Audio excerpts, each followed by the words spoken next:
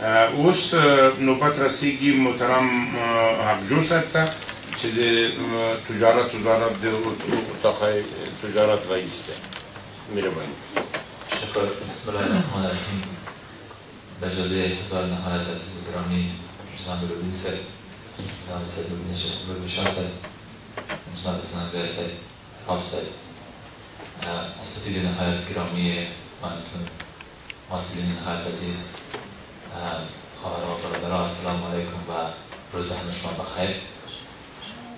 مثلا اول من بسیار تشکری میکنم از جناب رئیس صافی که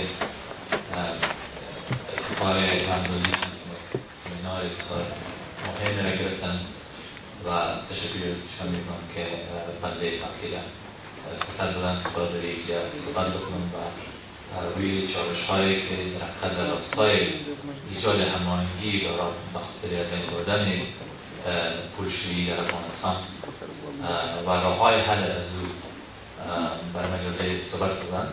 دوستان، من شخصا بسیار آموختم از سخنران‌های قبلی، بسیار زیاد موضوعات خوبی را اشاره داشتن همشان و فکر می‌کنم که بسیار موضوعات روی گفته شد، اما خاطر که این سمینار ما بیشتر موثر واقع شود بسیار خوب است که ما ذره خطوط را بسیار واضح و صریح بسازیم.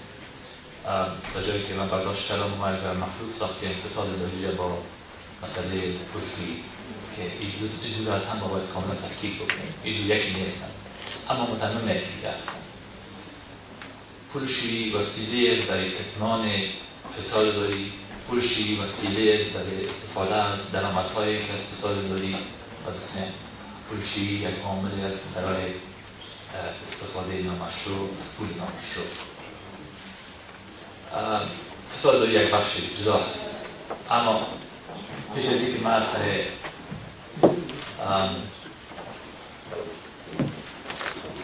سلامتی را خدمت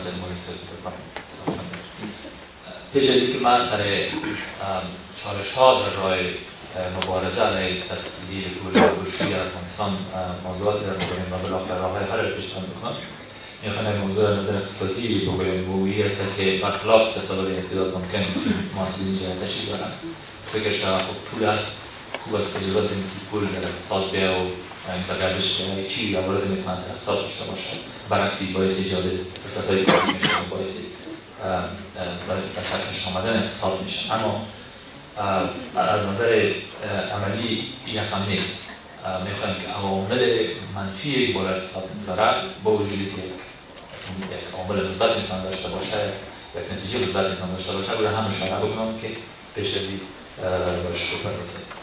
اول خود پولشویی در یک جامعه این باعث میشه که بازارهای مالی جدیداً سرپرست کنند. دوم، باعث من نمیخوام توضیح بدم، فقط اشاره میکنم با دوستان محصلین نامشان که فساد دیگه سراغش بکنن و خودشان با دوباره تحقیقات خود در وسایل پولشویی برن. فرار سرمایه به شکل غیر قانونی، خود ازی فرار چگونگی انتقال و تبادلات سرمایه و پول در شکل طبیعیش نباشه، این سیدن اقتصاد کشور ضربه میزند و در حالت پولشویی پول به شکل غیر قانونی و به شکل غیر طبیعیش فرار میکنه که اقتصاد ضربه میزند. کاهش تقاضا برای پول و کاهش نرخ عاید سرانه ناخالص ملی این باعث میشه که و شکستگی در بخش خصوصی شدیداً رقابت در مارکت ضربه میزند. اساس مارکتی است که عرضه‌کنندگان خدمات و کالاها در یک چوکات قوانین یا به اصطلاح قواعد موازی یا مساویانه بیان در مارکت رقابت کنند. اما یک طرفی که پولهای بسیار هنگفت دیده که به اصطلاح بادا آورده، سیاه آورده، به شکل سیاه و دست دارند، اون بگم بسیار بسادگی رقیبات رو از مارکت بزنند، از مارکت بکشند و این فوق‌العاده از سکتور خصوصی ضرر میزنند و اقتصاد متحرک. کاهش بهره‌وری در بخش واقعی اقتصاد. در اینجا باز کسایی که پولشویی میکنن چیزی نمیگیرند در کدام سکتورها سرمایه‌گذاری بکنند که بیشتر اصطلاح عاید بیارند در مردم، بلکه اونا کوشش میکنند سکتورهای پیدا بکنند که بیشتر میتونند پول خود را خود کنند، کتمان بکنند. حتی توسط مجموعه در کشورها تجربه شده که با ایجاد بنیادهای خیریه پولشویی میکنن، به نام از اینکه مردم کمک‌های خیریه میکنن یا خرید آثار عتیقه یا اشتراک در دولت‌طلبی‌ها. اینا اقتصاد واقعی ازت می‌پذیرن که او مبتنی بر رفاهیت‌های اقتصادی جامعه باشه.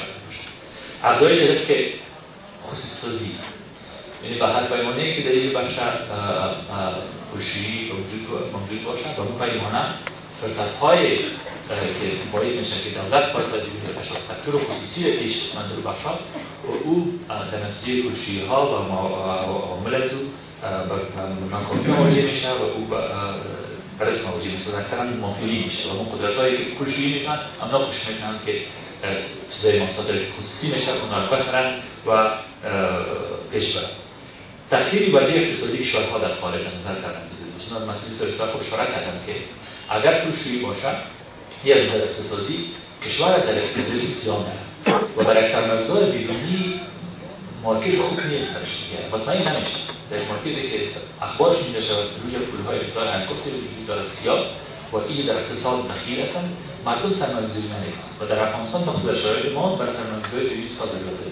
نه تنها سرمایه‌گذاری بیرونی بلکه بر سرمایه‌گذاری‌های داخلی ما که از پول خود میخوان سرمایه‌گذاری کنن قرض بگیرن بر اونا بسیار قریب بر ریسک و زیان است که سرمایه‌گذاری کنن در چین ملی. بی‌ثباتی در روند نرخ ارز و بهره ارز ها میتونن تغییر بخورن و خود از یک سال در من میتونن امروز نرخ دلار یک چیز ثبات باشه یا بهره ها بازار اگر بورس وجود داره در افغانستان یک سال میتونن تاثیر منفی بگذارن و یک بار تمام سهام یک شرکت رو بخرن و یک کل اقتصاد تقاضای رو بلند ببرن دیگه روز پس رو مکمل بفروشن پس رو ضرر بزنن که صادر رو بزنن بالاخره توزیع نابرابر درآمدها و این باعث بی‌عدالتی ها میشه و به شکل درست ثروت توزیع نمیشه. من با مختصر سر عواملی که در حقیقت باعث پولشویی میشه در افغانستان میخوایم اشاره میکنم که او چند چیز است که قبل در صحبت‌های سنجت جناب لودی صاحب هم قبلا اشاره شد ولی فقط لیست میگیرم که اتمام حجت باشه. اول قاچاق مواد مخدر، دوم فساد اداری، سوم قراردادهای دولتی و خارجی که با پولهای هنگفت هستند، اقتصاد غیر رسمی، پولهایی که از طرف کشورهای مختلف برای حلقات و جریانهای مختلف سیاسی چی دولتی چی غیر دولتی به شکل غیر رسمی داده میشه که رئیس جمهور در زمان بوجی پول یک از ایران اشاره کرد رقمی پولا اونا هم جاسی دارن و غصب زمین ها مافیای اقتصادی که مستقیما ارتباط دارن با مسئولین قدرتمند سیاسی ما شما یک گروه هم در اقتصاد هستن هم در سیاست و کسایی که در اقتصاد هستن اونا بدون تطبیق قانون مافیت دارن و قراردادها رو میگیرن و باید تلفن بزنن که تمام مسائل رو حل کنن و زمانی امتیاز میگیرن میتونن که فرار از پرداخت مالیه این 8 موردش در حقیقت عامل میشه که این انگیزه ازی میشه که پولشویی صورت بگیره. این مسائل در حقیقت عامل اصلی است. خود پولشویی وسیله است میشه اشاره کردن و فساد اداری هم در اینجا وجود داره. این عاملش. چالش‌های یک مادار مخاطر مبارزه علیه پولشویی در افغانستان که ما باید رو جدی بگیریم. اول قانون گفته شد که یک پدیده کاملا ناقص.